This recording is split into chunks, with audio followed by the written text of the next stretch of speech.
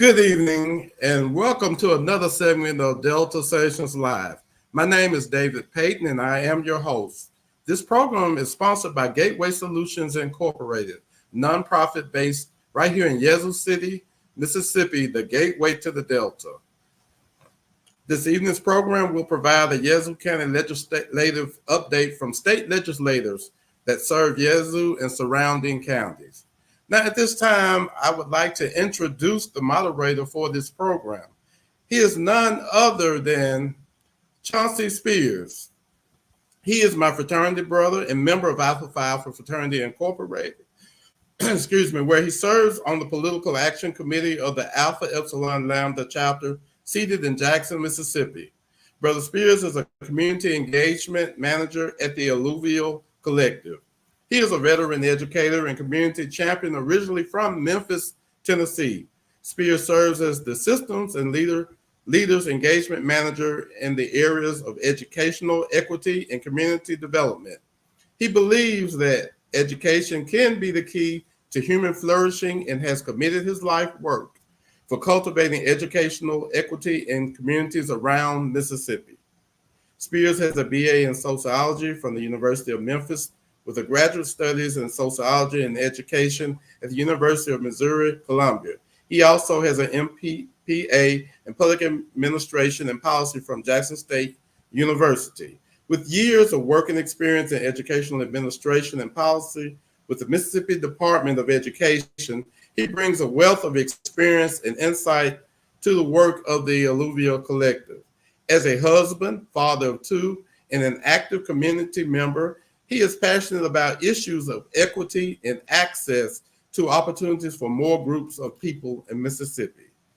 Chauncey is a sucker for engaging conversations, Tennessee Titans football, and a medium rare char grill T-bone steak. Let's welcome Chauncey Spears. Oh, thank you, David Payton. I really do appreciate the gracious introduction. And in spite of what happened yesterday with the Titans, I'm still die hard. And then we're going to get that 1 yard that Steve McNair promised us at the Super Bowl over 20 years ago. So I'm just happy to be here and thankful to help moderate and listen and learn from tonight's panelists and hopefully spark more conversation in local community in and around Yazoo City and Yazoo County as well. I'm going to go ahead and jump right in because I'm aware of the fact that we also have this evening a very historic debate, presidential debate that's going to take place a few minutes after we go off the air. So I'm going to go ahead and get started. I want to go ahead and start introducing our panelists for the evening. We're going to start with Senator Joseph Thomas Sr. Joseph Thomas Sr. is the Mississippi State Senator for District 22, covering Humphreys, Madison, Sharkey, and Yazoo counties. Thomas is a chairman of the Board of Directors of Bountiful Blessings Broadcasting Incorporated, the district president for Mississippi Baptist Layman's Movement, a senior deacon at Chapel Hill Missionary Baptist Church, and former board member of the National Development Foundation, Jackson State University. He's also a former board member of the American Public Power Association in Washington, D.C., former chairman of the Yazoo City Public Service Commission, and former vice chairman of the Mississippi Real Estate Appraiser Licensing and Certification Board, and a former member of the Mississippi Strategic Economic Development and Planning Committee. Senator Thomas was born in Yazoo City, and he is married to the former Elizabeth Wilburn. They have three children, Joseph Thomas Jr., Kirk Thomas, and Whitley Lear. He is an active member of Chapel Hill Missionary Baptist Church and the Yazoo County Layman Association. We also have with us this evening Senator Briggs Hobson. Briggs is the Mississippi State Senator from District 23, covering Warren, Issaquah, Madison, and Yazoo counties. He chairs the Appropriations Committee and serves on several others, including the Education, Judiciary A, and Public Health. Hobson has held leadership positions such as chairman of the Judiciary A and the Energy Committees and vice chairman of the Public Health Committee. He's also a National Uniform Law Commissioner and Executive Committee member of the Energy Council and the National Conference of State Legislature.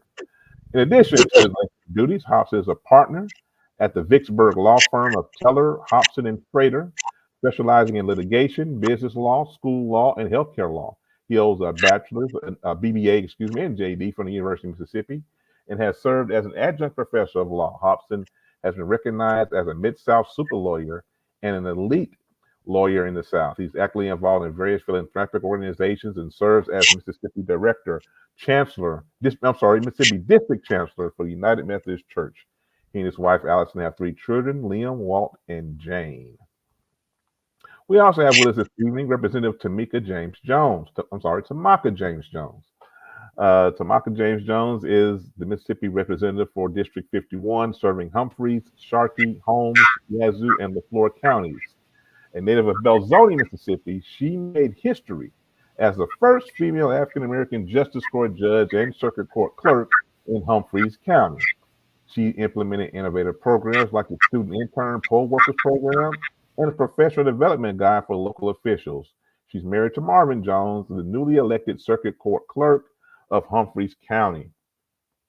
She is the mother of 2 daughters, Sylvia and Gabriel, and grandmother to Melanie Rose Harrington. On August 8, 2023, she was elected as the first African-American female to represent the 51st District in the state of Mississippi House of Representatives, where she aims to bring positive changes with integrity and optimism.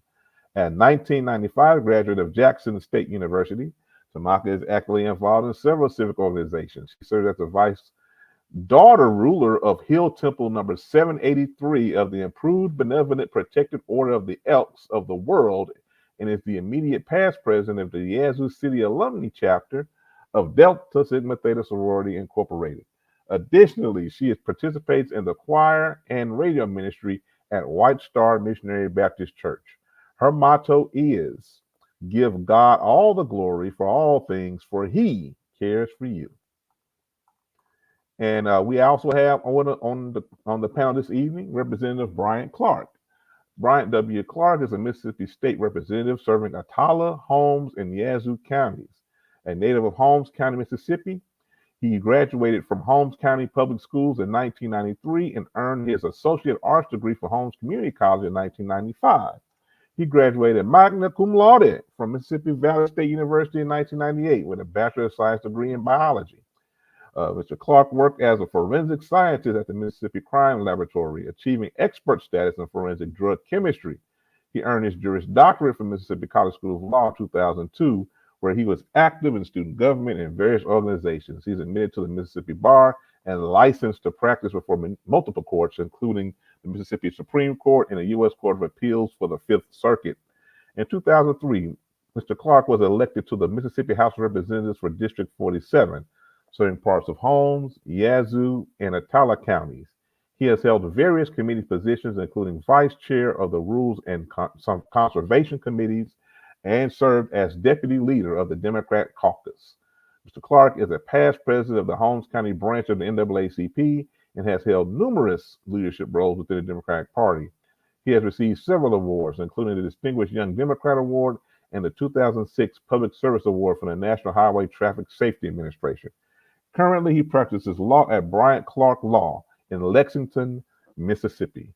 Those are our panelists this evening. I just want to welcome you all to our panel this evening. You're on mute, David. We have one other panelist. Oh, okay. I'm sorry. Let me get that on there as well. All right, let's welcome Representative Kevin Ford. How you doing, Mr. Ford? Glad to see you. Kevin Ford is the Mississippi State Representative for District 54, serving Issaquena, Warren, and Yazoo counties. He was first elected in 2017 after winning a special election to fill the vacant District 54 seat. He is the chairman of the House Accountability, Transparency, and Efficiency Committee. Representative Ford is also a member of the House Insurance, Business and Commerce, Gaming, Energy, and Judiciary A, Public Health and Human Services, and Ways and Means Committees. During the past legislative session, Representative Ford has brought millions of dollars for economic projects back to his hometown of Vicksburg. Mr. Ford attended Warren Central High School, Hinds County Community College, and the University of Birmingham, Alabama, where he was the starting guard for the UAB football team. All right. Mr. Kevin owns and operates several businesses in Vicksburg. He is the owner of the Ford Insurance Agency, Sunset View Properties, Blue Oak Properties, and most recently, he has turned the keys of the Cafe Paradiso over to his daughter, Kayla Tankersley. Kevin is married to Julie Ford, and they have 3 children, Kayla, Jack, and Natalie. Kevin is also the proud grandfather of Kinsley Tanksley. Is that Tanksley? Yeah, Tankersley. All right. So thank you, Representative Ford, for jumping on as well.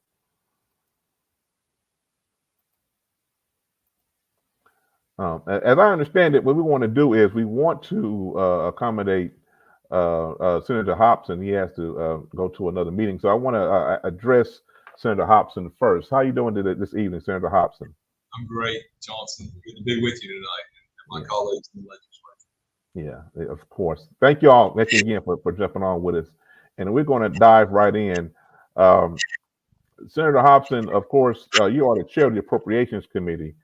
And so I wanted to ask you a couple of questions around some of the things you'll be working on for the upcoming legislative session. I know that in the past session, there was a lot of debate, a lot of work around the notion of Medicaid expansion. But what are ways that citizens in Yazoo and citizens in your district can have access to better health care and can have access for health care for more citizens in Yazoo City and Yazoo County and all other ways in your district? So what are some other ways or some of the ways that they can access better health care in your district?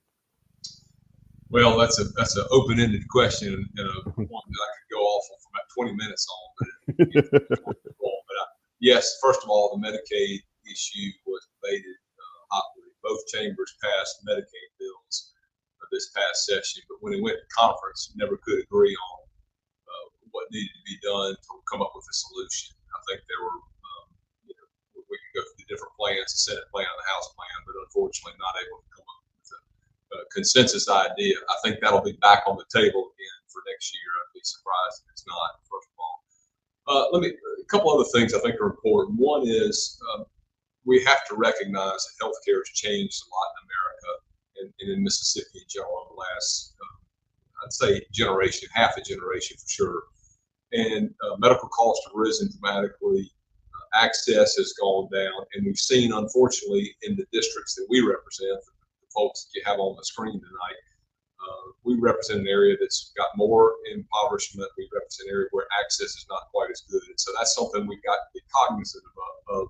We passed a bill a couple of years ago that would allow consolidation of efforts with our healthcare industries. And I think that's something that's probably going to have to happen. There's not going to be collaboration between some of the, and you're seeing it already. It's happening organically that some of the bigger entities are acquiring smaller entities so that they can provide triage type care. We've even seen some go to rural emergency care in the areas, smaller areas of our state, even the Delta, where they can take care of a patient that comes in that needs to be triaged quickly, but then get them to a facility that can handle the more serious crises, much like our trauma system that was set up in Mississippi about 30 years ago. It's worked exceedingly well. We have to make sure we fund it properly every year, but the trauma care system, where we have a layer tiered system based on the type of accident that happens, where you can get to the facility that you need to go. So I do think we need more collaboration. And you saw one bill that came up last year. It did not get too far. I think we passed it in the Senate. I don't know if it got out of the House or not, but it certainly didn't ever get to a place where it was close to passing like the Medicaid bill. But that's the one specifically related to Delta, where it may allow some collaboration amongst Delta hospitals as a pilot program to start seeing if they could coordinate efforts to make sure you got, for instance, a cardiologist that might get hit 3 or 4 communities over a week and provide the services in those places. So those are some of the ways and things that we're looking at right now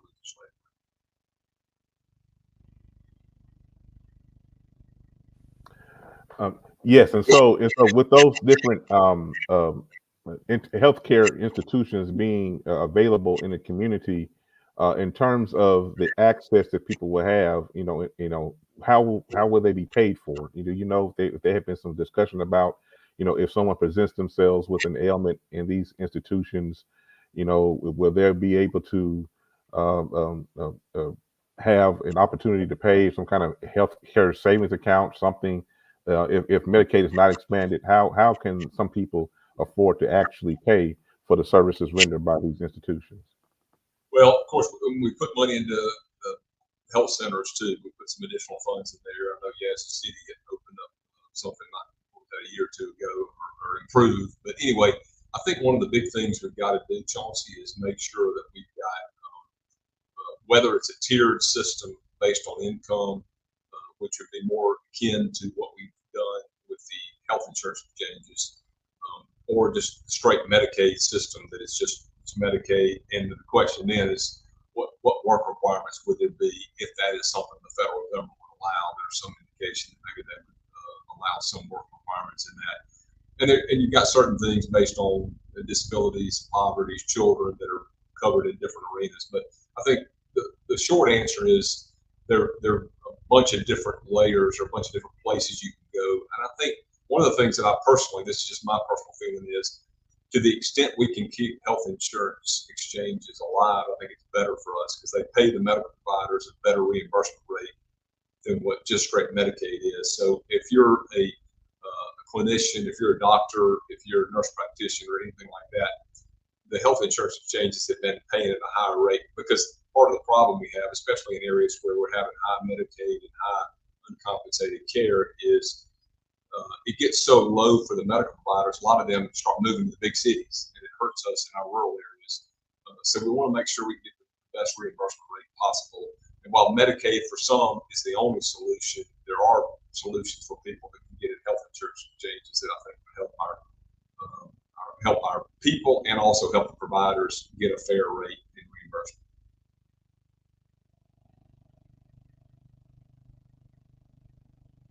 I'm sorry. Yeah. So looking at the time, I'm going to go ahead and ask you the final question, knowing that you have another appointment. So what are some of the things we should be looking forward to in the next session, either coming from you individually or what you forecast maybe the Senate doing in terms of some legislation that people in the Yazoo area need to be looking out for, and probably researching and seeing how the community would benefit from coming up in the next session, if you know of anything? Yeah, a couple things quickly. One is, I think infrastructure is going to continue to be a big issue.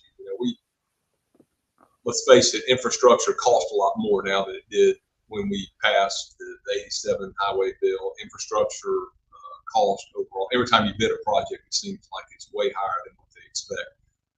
We're going to have to figure out a way to make sure we've got enough money going back in infrastructure. And I think about Yazoo County because, of course, it's geographically the largest county in the state, more square miles in Yazoo County than any county in the state. And so you think about the additional funds that have to go there. We've been fortunate to be able to get money for Old Highway 16 and 49, Lake George Bridge, and we did Carter Road several years back, and we've done some 15th Street. More of that was drainage issues. We've done a lot of projects around the county, but I do expect that we will have more. We're going to have to come up with a long-term solution, because unlike a lot of things we do in our state, you've got to plan long-term when you're doing infrastructure.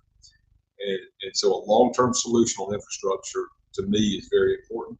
And I feel like I know there are places in Yazoo County where we've got to make sure we're maintaining and even improving our infrastructure, because it's just so critical to business. It's people being able to get to work in the schools. Speaking of schools, we put money up for one that I put money towards a few years ago to help with Yazoo County High School, another access right off of Furniture Road there on 49. And so that's an important issue. I mean, there's some other things too. I think Medicaid we looked at. There always can be some education issues that we deal with. Every year, there's always going to be something in education. And I think, generally healthcare, Medicaid is just overall. If nothing were done to Medicaid, we're about to see a significant uptick in cost in Medicaid. That's coming because of the FMAP, the federal matching program, has already kicked in, and so we're going to probably see some increases there too. So a lot of that stuff that's just up in the air, especially from an appropriations perspective, that I've got to be looking at really carefully to make sure that we're keeping our balanced budget, but also putting the money in the best places that can go to help our citizens and help our state grow. Again, thank you so much for that very timely and informative ideas and some of that history and that background as to what's available for citizens in your district, and especially in the Yazoo City and Yazoo County area. If you can stay on for as long as you can for the conversation. Yeah, about 5 more minutes. I'm gonna listen to my colleagues. Yeah. And I'll put out. Thanks for having me, John. See you. No. I look forward to getting together with you again soon. Yes, we'll definitely do this again soon. Thank you so much. Okay, I think so. Next up, we're going to look at Senator Thomas. Thank you for joining us. You heard what Senator Hobson had to say around the debate around Medicaid and things, and the infrastructure opportunities that are available coming up in the next section. But I want to ask you about some workforce development or economic development opportunities in Yazoo City. What are the significant challenges to in Yazoo City and Yazoo County around economic development, and what strategies or industries do you think would be a great way to provide more opportunities for more citizens in the Yazoo County area? Okay, I'd just like to first thank Supervisor David Payton and Sensation Live for putting this legislative update together. When it comes to economic development, it kind of takes me back to health equity. And I was listening to Senator Hobson, and he went over thoroughly Medicaid expansion, but we must pass Medicaid expansion. We have a serious health equity problem in Mississippi. Mississippi ranks last or close to last in almost every leading health outcome. Mississippi, we got a lot of health disparities, and we got to do a better job in addressing those disparities. Mississippi poor health outcomes are due to social determinants of health in Mississippi. Those without high school diplomas and earn less than $15,000 a year have the least favorable health outcomes. So we need to look at the determinants, and we need some resources from the national, state, and local, which include food security, public transportation. These are some of the things our state can do a better job. Public transportation, workforce safety, affordable housing, violence and crime, education. We've had problems with our schools, education, especially in Yazoo, and job opportunities. But we need to do a better job with our infrastructure. As Senator Hobson said, we've done quite a bit, but we got some more things we need to do to make our community more attractive. And once we can do that, we can bring in more industry.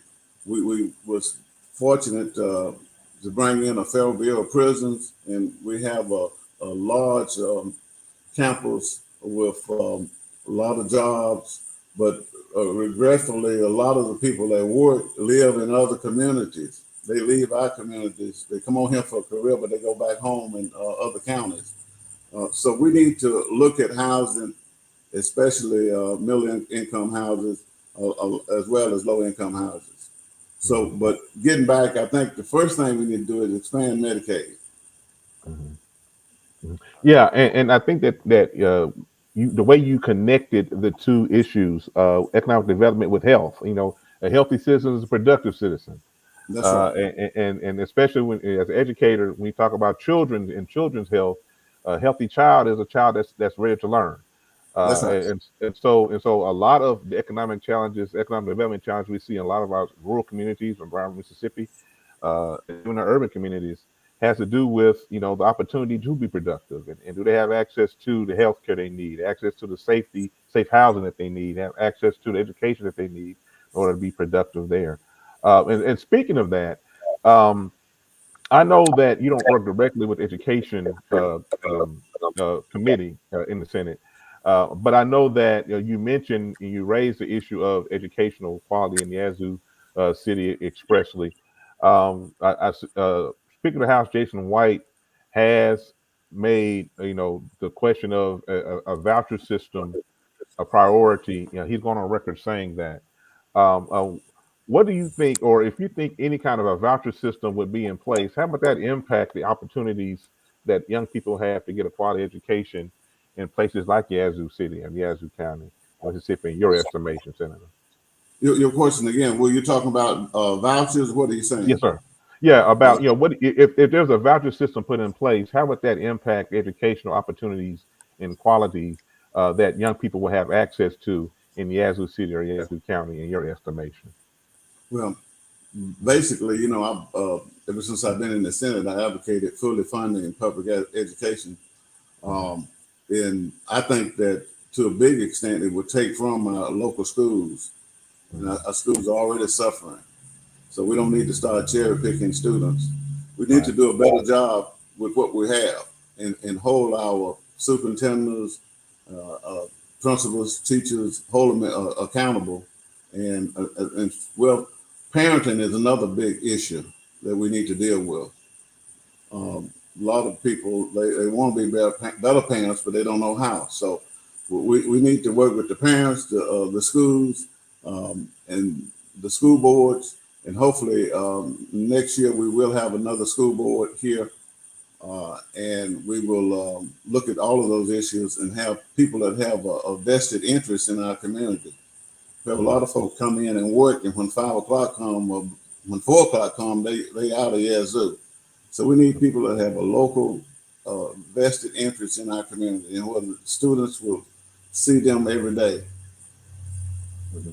Yeah, thank you for that. And speaking of parents coming home to work, do you see any um, big economic development bills on horizon for the next session in the Senate? Do you see any opportunities for people to learn about maybe some investments in infrastructure around some attracting some industries in the area or something like that? What's coming on horizon economic development wise in the next session? Well, I mentioned Medicaid expansion, Hmm. expanding eligibility that will help create jobs. Believe it or Yeah. not, appropriation. I, I plan to draft bills again. I do this every year, but I'd like to see at least $20 million come into my community. I have part of Canton, Yazoo, I have all of Yazoo City, Louise, Belzoni, Anguilla, and Rolling Fork. We need to do a better job in investing in those communities, and especially with industrial sites.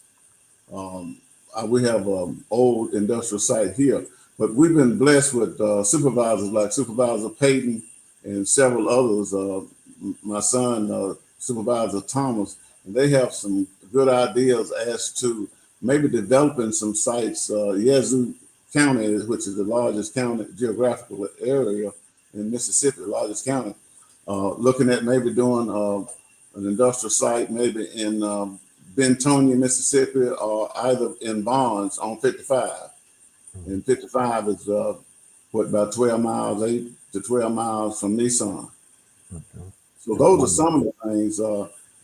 Putting more money into the communities, helping them to prepare themselves to be attractive to industry. Right, right.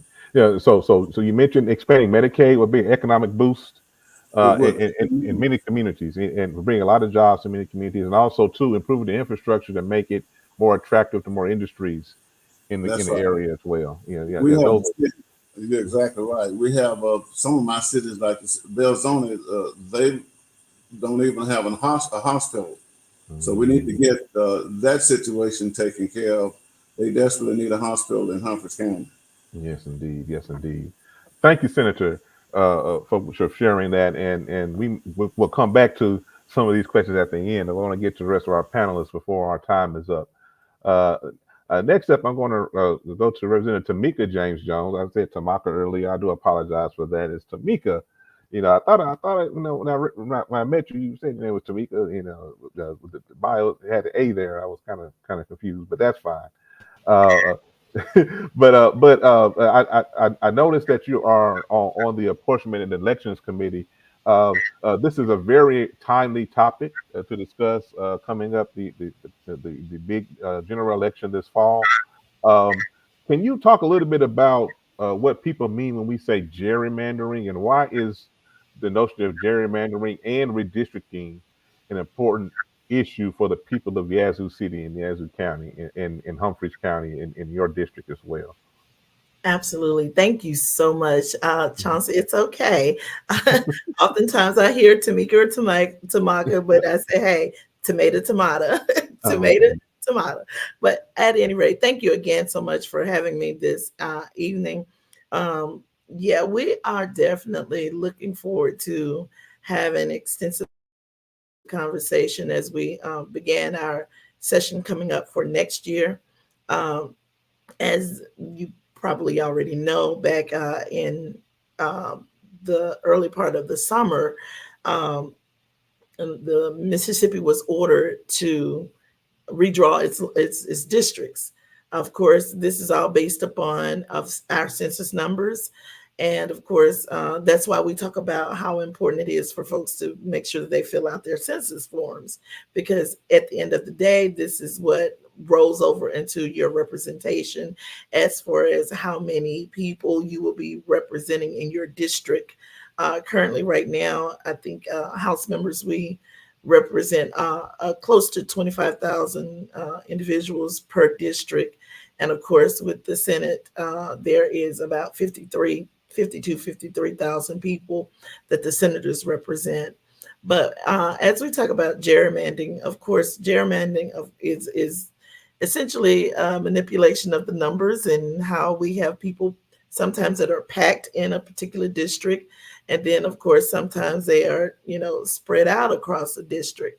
And of course, in past, we've always read and we understand that leadership that's in the position oftentimes will try to make sure that their districts are safe, for lack of a better word.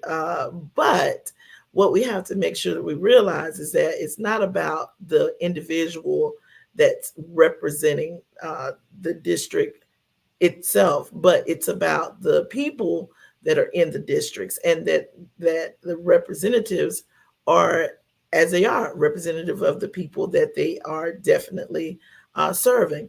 So whether it is making sure that we have democracy that is fostering the entire electorate, that's what's most important. Making sure that that our representatives are responsible, that they are accurately the representatives for the district, which is most important. So that's the reason why we have to make sure that we have lines that are drawn correctly, and we have to make sure that our districts are represented as accurately as possible. Yeah, indeed. And as a former census taker when I was in grad school years ago, I can tell you, it is very important that you fill out that census form, because when we come, we're not the most welcome people in the community when we come as census takers. But you're right. It's important because we do have to make sure everyone's voice is heard come election time, and also when it comes to who represents who and how much representation that they have in communities, and how much services communities need to have given out by the federal government and the state government, by the way. And so in the next legislative session in 2025, um, are there any type of civic engagement initiatives or bills that you see on the horizon that could benefit the citizens in your district? What are ways that the legislature can help make civic engagement in general and the voting process in particular more accessible to more citizens in places like your communities that are in your district? Well, one thing, let me just go back, if you don't mind. When we Sure. talk about the representation of our districts, and the case that was just recently handed down, the court has actually ruled, because I want to make sure that folks are informed, that that there would be a multiple new Black majority district that should be created, and that at least the state Senate, that there should be at least 2 on the state Senate side and at least 1 on the state House side. So in the absence of having Black majority districts, there is, combined with the history, of course, unfortunately, of racial discrimination in our state, and of course other factors. But we have to make sure that Black voters are not deprived of having the representation that is due in the Mississippi legislature. So we want to make sure that the lines are drawn to show the representation of our districts. Fast forward, when we talk about civic engagement and community engagement, it starts with simple conversations like we're having now. As mentioned before, we have to make sure that leaders are constantly having conversations with their constituents. It should not be that we have legislators that show up only during election time. We have to be held accountable for who we represent, what we're doing, and it's most important that we have continuous conversation, have town hall meetings. Sometimes we just got to take the brunts and the bruises, but that's important.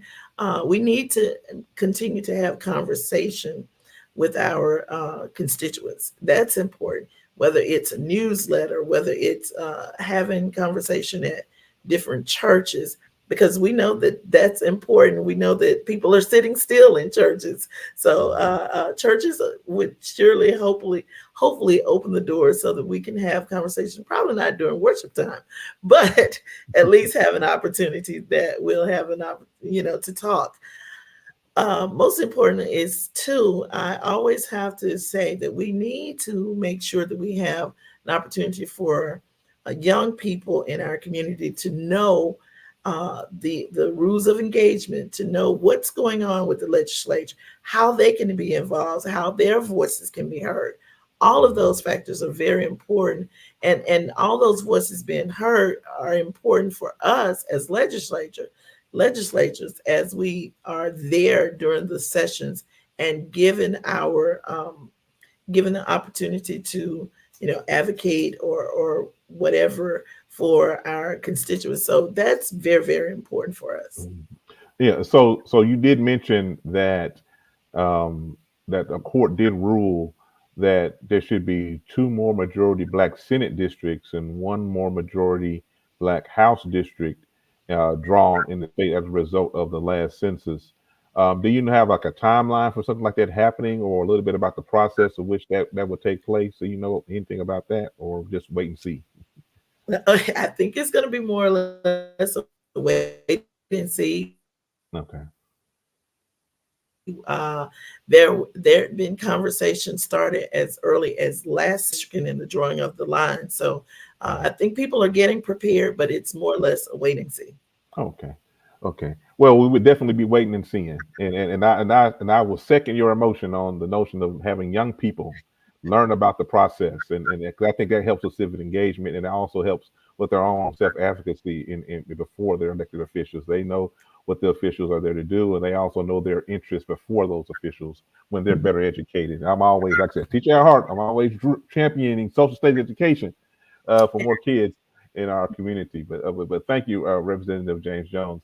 We're going to jump right ahead to we're going to go to Representative Kevin Ford, because he jumped on, and I want to welcome him and again thank him for jumping on, and also, as I mentioned to everyone else, Representative Ford, thank you for offering yourself up for public service. I know that it's a calling, and it's oftentimes a thankless job. I know that there's a lot that you have to put up with, like Representative James Jones said. Some of these town hall meetings can get kind of rough for our elected officials, but thank you for hanging in there. Thank you for offering yourself up, and thank you for joining us. Yes, sir. Thank you for having us tonight. Yeah. Go ahead. I'm sorry. You let those senators talk before the House members. Yeah.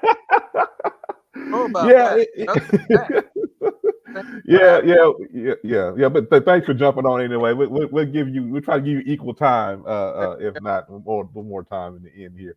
Um, uh, but to your point, you're on the Accountability, Efficiency, and Transparency chair of the committee.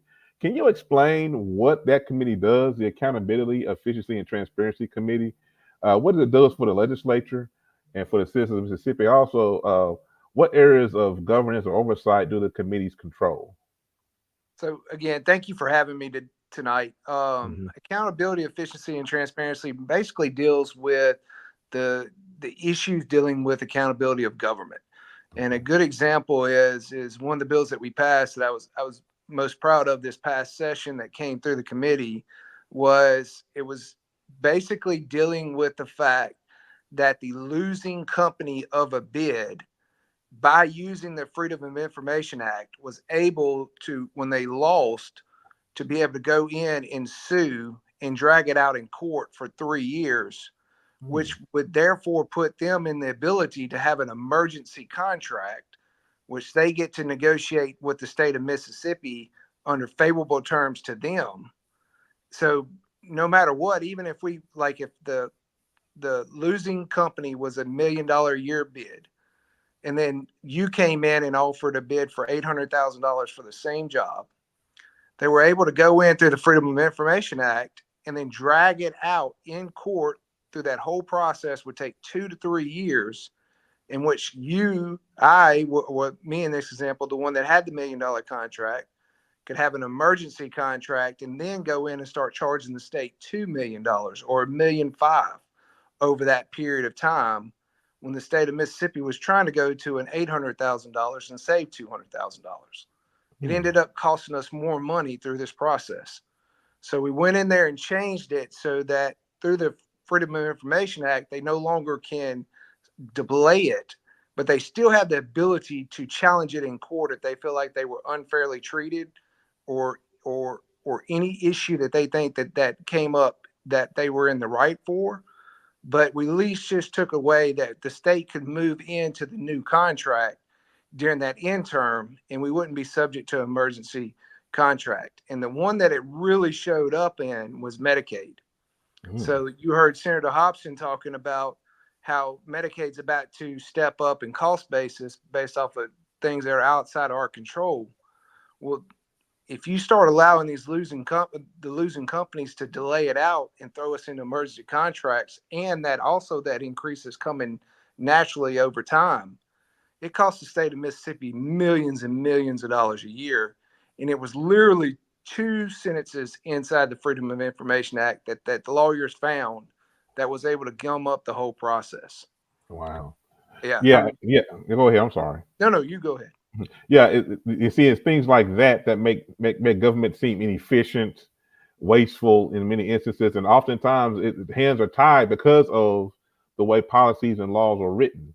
You know, and Yes. so your committee is trying to be like a sort of like a watchdog as a way to try to make government more efficient, more accountable to actually serving the people, which is what we're there for, to do it that way. So that kind of sums up what your committee does in a nutshell. Yes, sir. Mhm. That's great. And so when we think about efficient government, and when we think about serving the people in your district through your service, there's always a big hot button issue that's coming up in and around the central Mississippi area is the arrival of the Amazon data warehouse. And even though it's going to be planted in kind of like Madison, Hinds County, what possible impact would it have for citizens in the districts that you serve? Talking about energy and power consumption, jobs and job training possibilities, infrastructure needs, etc. How do you see that Amazon data warehouse impacting the people you serve in your district?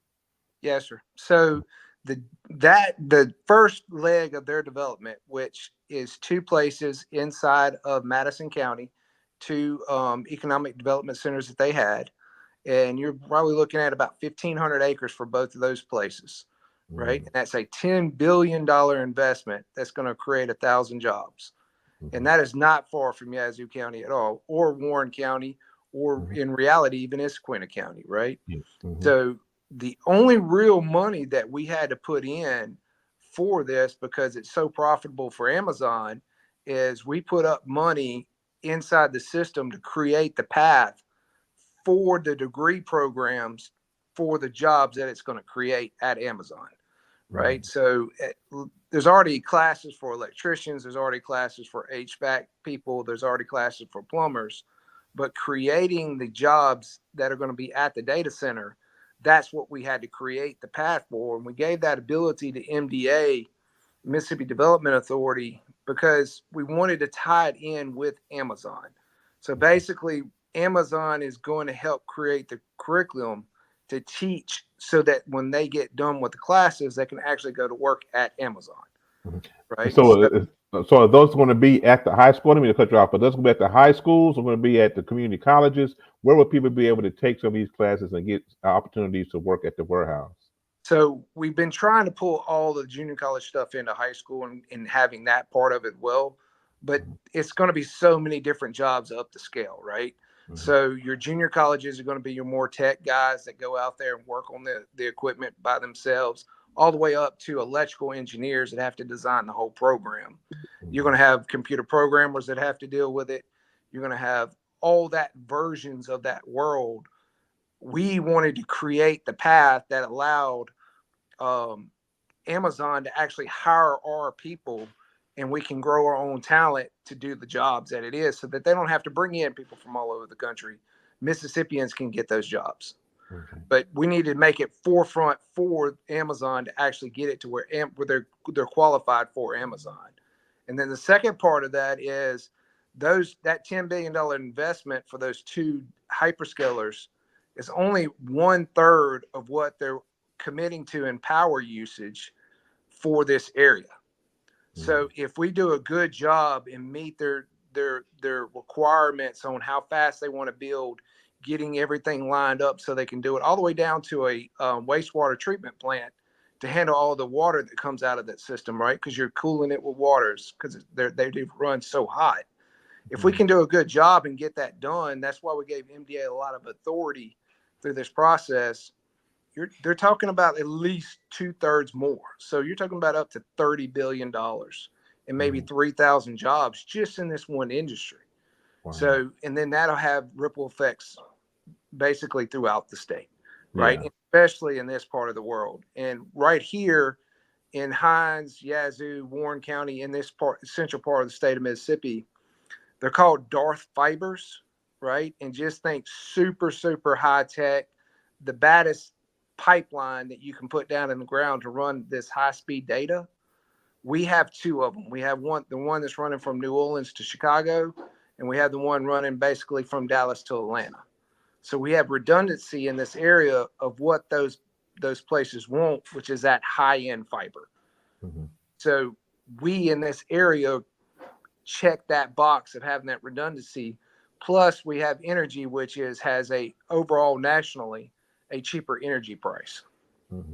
Yeah. So this area was very attractive to the people at Amazon and what they needed in terms of a data warehouse with the dark fibers and the energy costs being relatively low. And go ahead. I'm sorry. Like Amazon as well, right? So your Facebooks, your Microsoft, everybody that wants to do that type of hyperscaling central, we have that ability to do here. So Amazon is proving the marketplace, and if we respond correctly and help them get it off the ground and do the right things, we're also building the infrastructure for other data centers to come as well. Right. And so what we have to do as citizens is we have to take advantage of these opportunities, get the job training, to position ourselves to take advantage of those opportunities that are presenting themselves. And these are the jobs of the future. Everybody loves, the fact, the farming, and that's great. We need it. But when you see opportunity like this, you have to prepare yourself for it. And I think that the investment they're making in the job training in this area is going to be very vital for that. They're going to be it from the junior college level. Even the Jackson State is bringing in a version of it all the way to Mississippi State. So it's not going to just be at one place. Multiple universities are going to have it. And that was one of the things that Amazon wanted as well, right? They wanted a lot of different locations so that they can fill these jobs, because they know, if you got 1,000 jobs, you got to fill, you got to have more than 1,000 people to get there, right? Mhm. So they got to have a lot of different opportunities to come through, and they're going to need that workforce pretty soon. Indeed, indeed. Thanks, Representative Ford. I'm going to jump to our what they call the home run hitter here, Representative Clark, representing Tyler Holmes in the Yazoo area. Thanks for joining us, Representative Clark. We're going to jump right in with the little time we have left. You mentioned earlier, several of your panel colleagues have mentioned the idea of Medicaid expansion. Do you think that there is a strategy or a plan that you're working on, or if someone else is talked about, or something that you know that may work that can get us over the hump on this question of Medicaid expansion? And how can we as citizens help with this notion of how to get Medicaid expanded to give access to health care for more citizens in our community? Yeah, again, Johnson, thank you for having me, and to our host and to my colleagues. And I'm not just saying this, the Yazoo County delegation of legislators is a dynamic group who really work at the Capitol.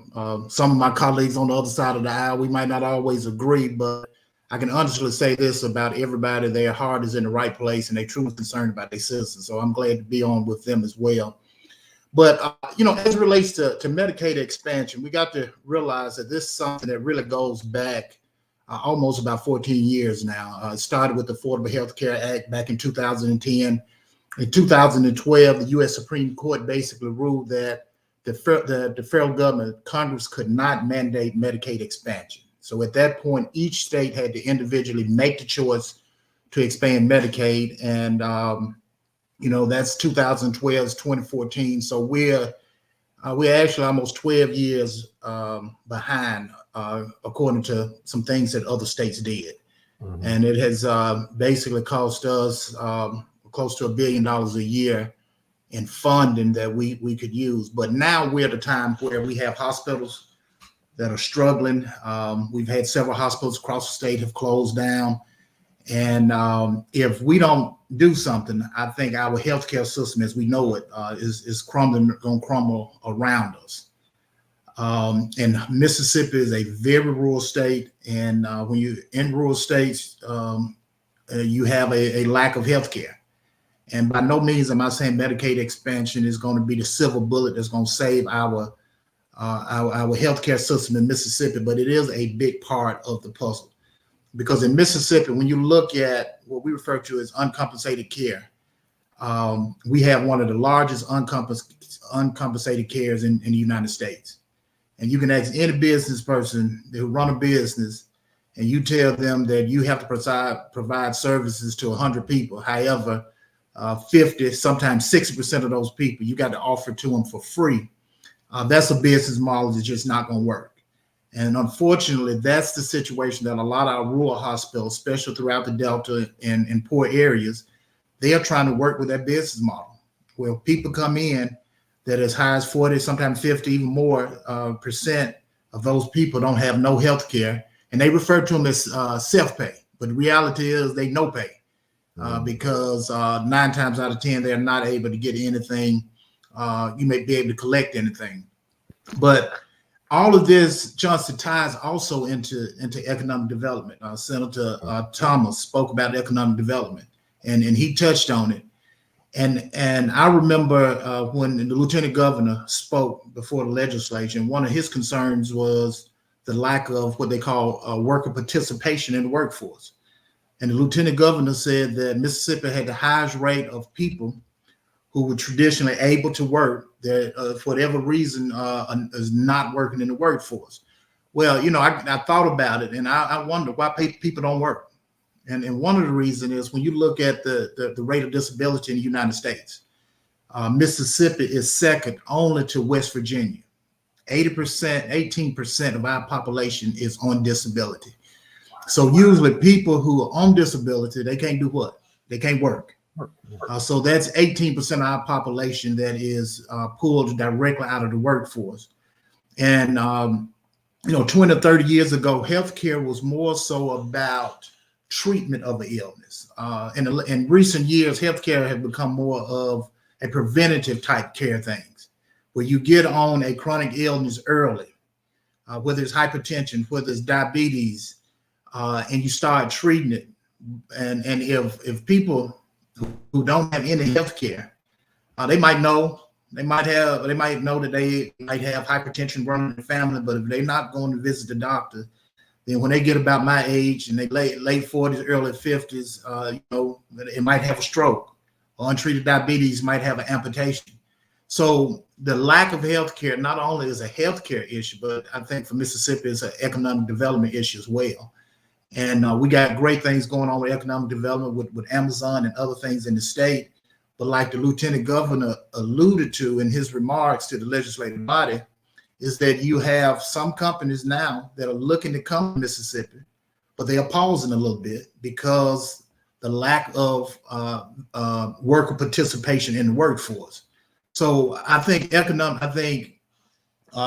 expansion of Medicaid and dealing with our healthcare crisis in Mississippi goes far beyond us just making sure that we have good healthcare, but it's also affecting our ability to grow our economy in the state of Mississippi. So, all of that plays into it.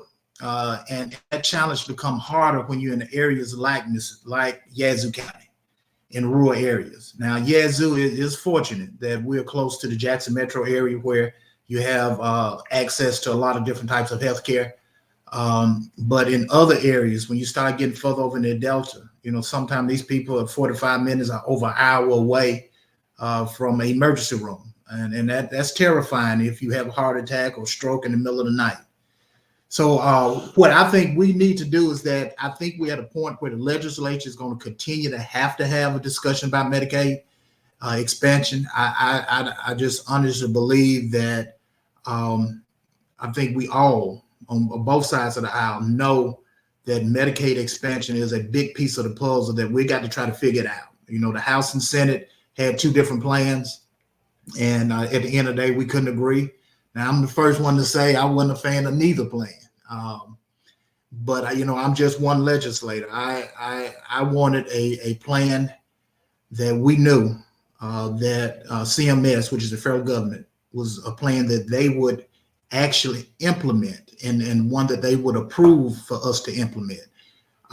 With both plans that was presented by the House and Senate, there was doubts whether it would be approved by CMS. And quite frankly, 11 other states had passed similar legislation, and all 11 of them was actually denied. And I just didn't want to be in a position where we passed something in name only, Chauncey. I didn't want to pass it and be able to do our victory laps and say, you know what, we finally passed Medicaid expansion, just to find out in October or September of this year that CMS was not going to approve it. And my constituents stopping me on the street saying, I thought y'all passed Medicaid expansion, and they don't have no access to actually sign up for it. So that's where we are. And then, like I said, I'm optimistic that we're going to continue the dialogue next year when the session starts. And I'm very hopeful that we will get what I refer to as true Medicaid expansion. Yeah, and I'm glad you mentioned the connection between economic development and health and workforce participation rate in health. And I think it was Representative Ford that actually mentioned also as well, and you mentioned earlier too, that the Yazoo delegation, they may be on this side of the aisle, they may disagree on a lot of different issues, but they work well together. And I want to open this up to all of the panelists as our last and final question, as the time is running low. I wanted to get your thoughts on ways that we in Mississippi, and by looking at the example of the legislature, can address the notion of polarization in our communities and polarization in our state. Political, whether it be political polarization, racial polarization. The delegation that's represented this evening, racially diverse, ideologically diverse, backgrounds diverse, but you work well together. So what are some of the tips or strategies that you have for other delegations around the state that may not work as well together as you all seem to do, and I'm thankful for it to help to address some of these very urgent challenges that you all have talked about in terms of economic development, healthcare, education, and infrastructure. How can we overcome the polarization that seems to stagnate us oftentimes with government and help Mississippi to grow and become all it can be? So Anybody can take that I, question. Yeah. I like to jump in on that real quick.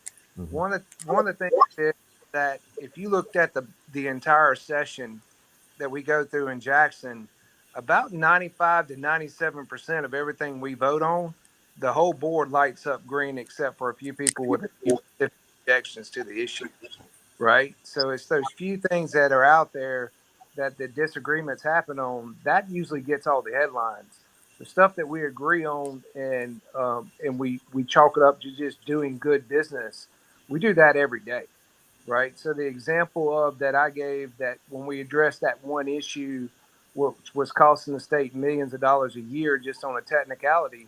I mean that there was only one no vote, and he was a no vote on something for a whole nother issue, right? So most of the stuff that we deal with in Jackson is we besides like Representative Clark was saying, if you be king for the day, you would change a few things in the bill, but most of the time it's just doing the work and we get it moving forward, right? And then as far as going to other delegations, I would just say just listen, right? I mean, Representative Clark has been there so long. If I ever have a question where I want to check on the rules or want to know the history of the bill, I mean, I go ask him questions, right? I mean, he's forgotten more stuff than I know about the Capitol, right? And that doesn't have anything to do with being a Republican or a Democrat, right? That's just because that man has showed up and took his job seriously for a long period of time, and he has that knowledge, right? So that doesn't have anything to do with anything other than him being good and knowing his business. So I would just say listen and just know that everybody has their own unique points of view, but if you listen, you'll get the good stuff. Anyone else want to chime in? Yeah, and I want to echo what Kevin said. He actually was reading my mind. I was going to say the exact same thing. Is that 90% of the time, majority of the body, votes the same way.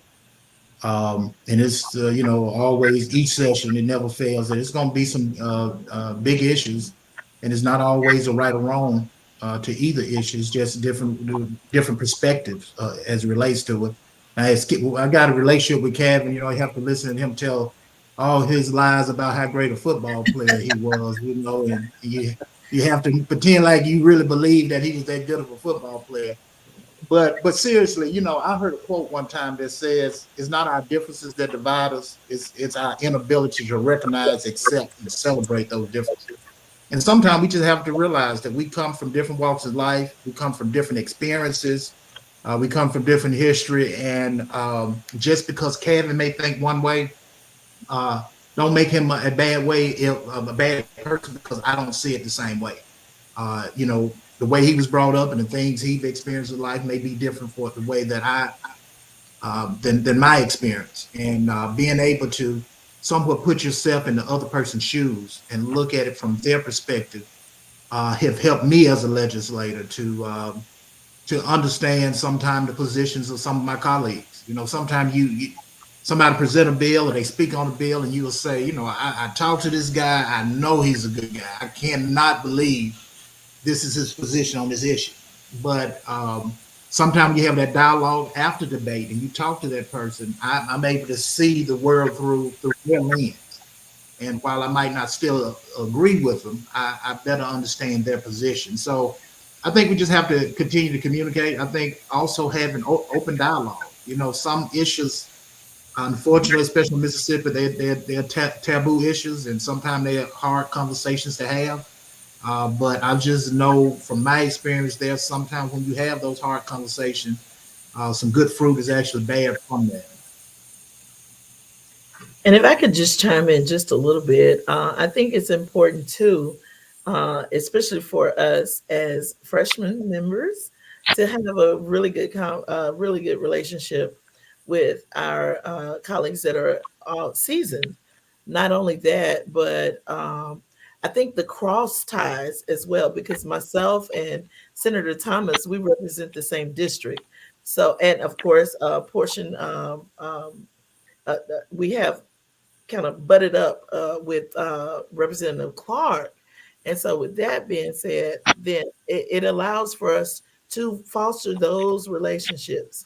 To and so, if I'm having conversation with Senator Thomas, and Senator Thomas and I are able to be together on certain things, or even if we just understand each other, then hopefully, then that relationship will he will get a chance to foster that relationship further with the Senate side, because when we merge at the end of the session, and there are conferees, and all of this is going on, you want to make sure that you have relationships.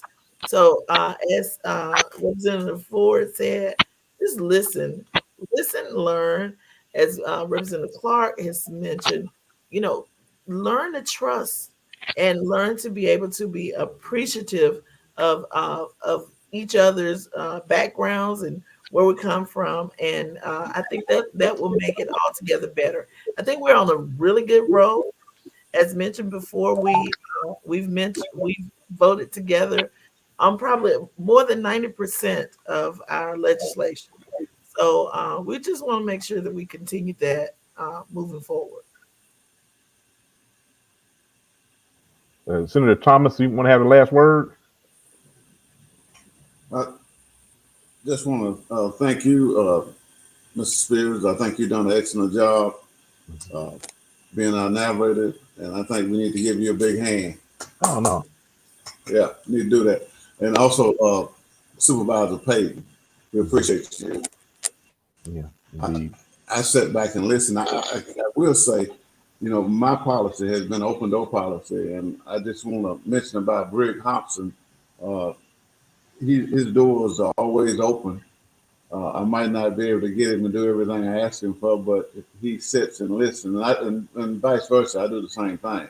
So we need more representatives and senators that will listen and be respectful and value each other's relationship.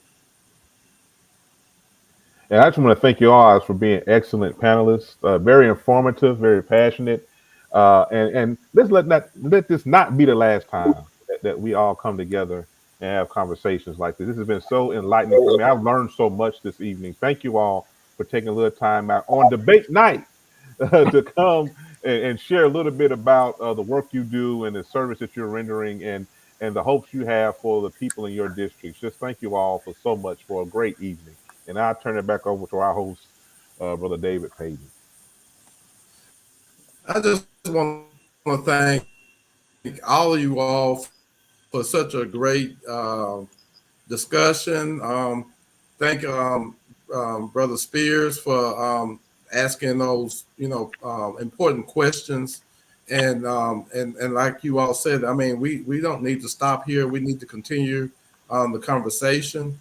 And there's a lot more to learn, and there's a lot more that the community needs to know. So thank you all for taking the time to come on Deltasations Live and share that great information. So at this time, we're not gonna prolong time. We know there's a very historic debate that will go on at 8:00 p.m. tonight. So again, thank you, and thank any of the viewing audience that was able to join us as well. So we look forward to having you all again on another segment of Deltasations Live. Have a great evening.